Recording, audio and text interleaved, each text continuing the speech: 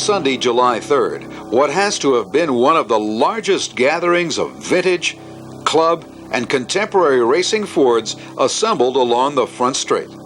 This allowed our own racing great David Loring the chance to see some great cars and to reminisce with a lot of people who go back to the earliest days of Formula Ford racing.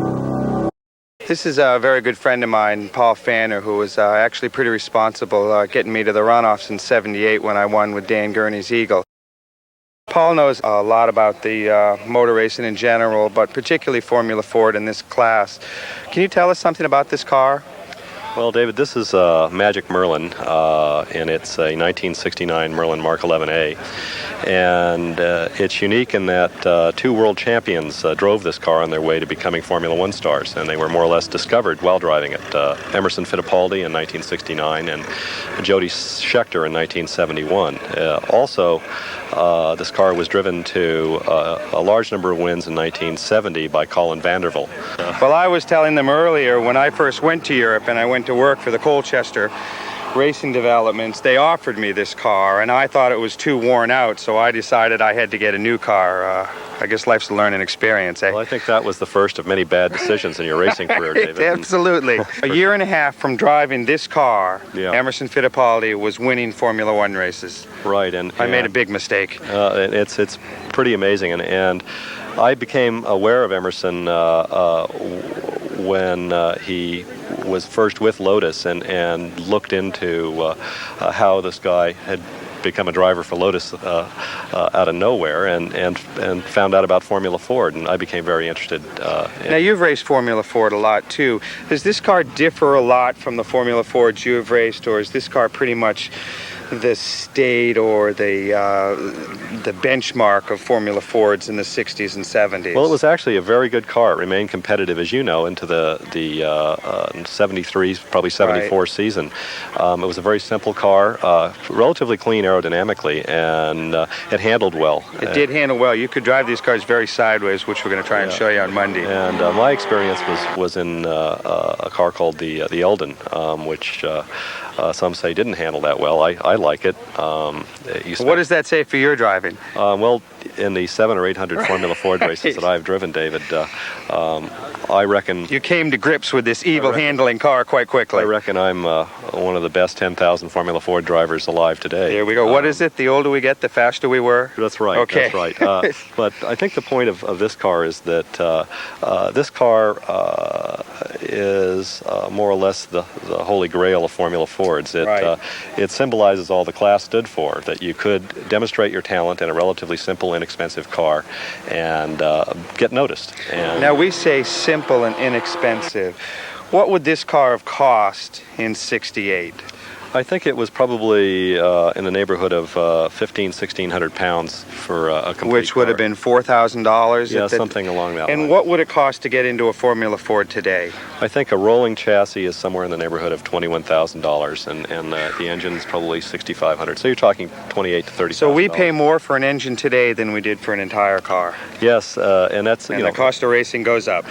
It's interesting that the Jody Scheckter, when he came to England, was looking to buy... He'd won a prize in South Africa, driving a Lola in 1970, and he won a prize to come to England and race on a scholarship scheme, and was showed this car. Someone told him that this was a good car. It looked like hell. It was in very bad shape. He did a few laps in the car. It was quick, and he didn't have enough money for a trailer, so they left it overnight for him. I remember. Yes, and he showed up at, I think it was the Race of Champions at Brands Hatch. At Brands Hatch in the spring of 1971, and really shot to prominence in that race, his first race in the car. Did he win that race? No, he finished second, but he led the race in a sideways style. Very sideways. I mean, there's a very famous picture of him coming through turn one. And just blew off the locals in this old car, and that's really when the legend of the car took off. Vandervell had done so well in it. Now, Vandervell won the championship with it? In 1970,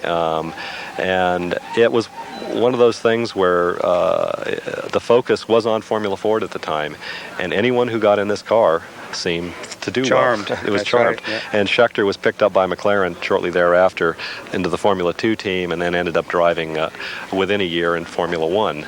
The car as it sits now is representative of the way it was when it was new in terms of detail down to the mirrors and the exhaust headers. It's been restored to the as-delivered condition. There was one thing we chose not to bring back to original, and that's at the back of the car. Okay.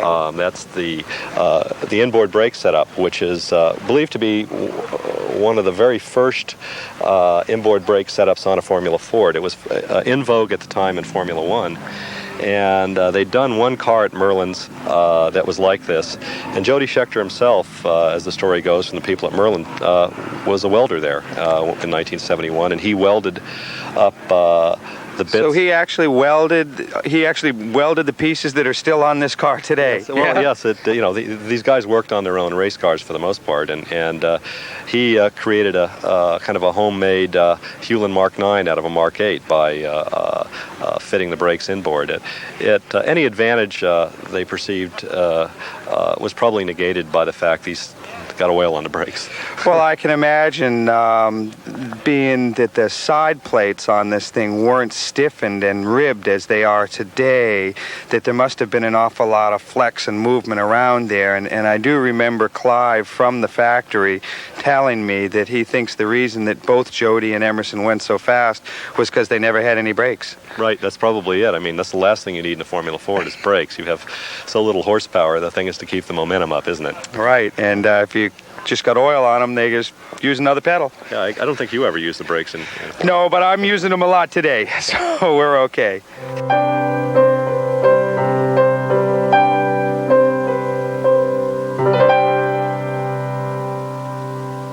The thing I realized is that I owe a lot to Formula Ford, not the racing or the ability to get involved in racing, but it gave me a sense of pride and identity. I belonged to something. I worked in a race shop as a shop boy, running errands, losing parts, stripping bolts,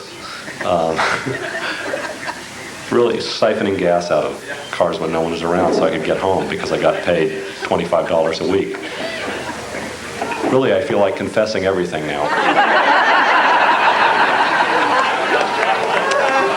The truth is, I worked late, and when everyone else went home, this really is the truth. I'd wait, and they'd be gone, and I'd roll up the door and fire the suckers up and go drive around the parking lot.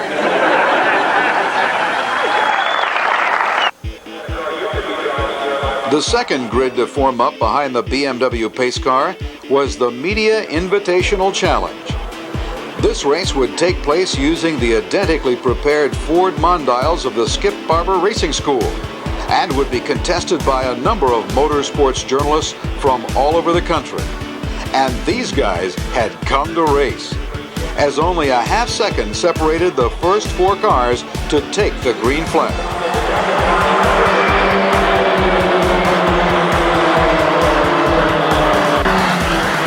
Track's Jeremy Shaw led for the first two laps over Paul Pfanner from Sports Car Magazine and Troy Muller in the third position. But on the third lap, Pfanner pulled out of the slipstream coming down the main straight, dove under Shaw going into turn one, and pulled out a lead of several car lengths. This sent Shaw back into the clutches of a hard-driving Muller in the 57 car.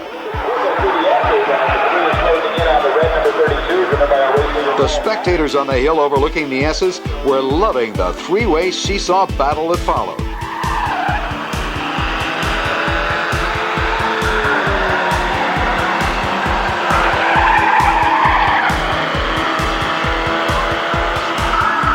Shaw's spin in the 3-car also involved Muller in the number 57.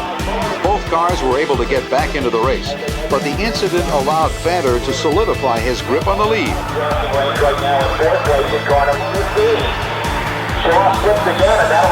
Coming all the way from California to compete, the winner of the Media Invitational Challenge was Paul Pfanner.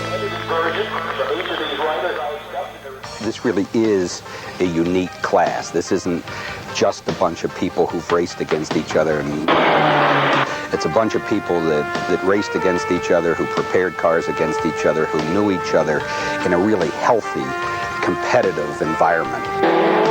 Respect, that's the word, that's the key word. You have to respect one another when you're racing. You're wheel to wheel at often 100 miles an hour or more. You need to have confidence in the guy you're racing.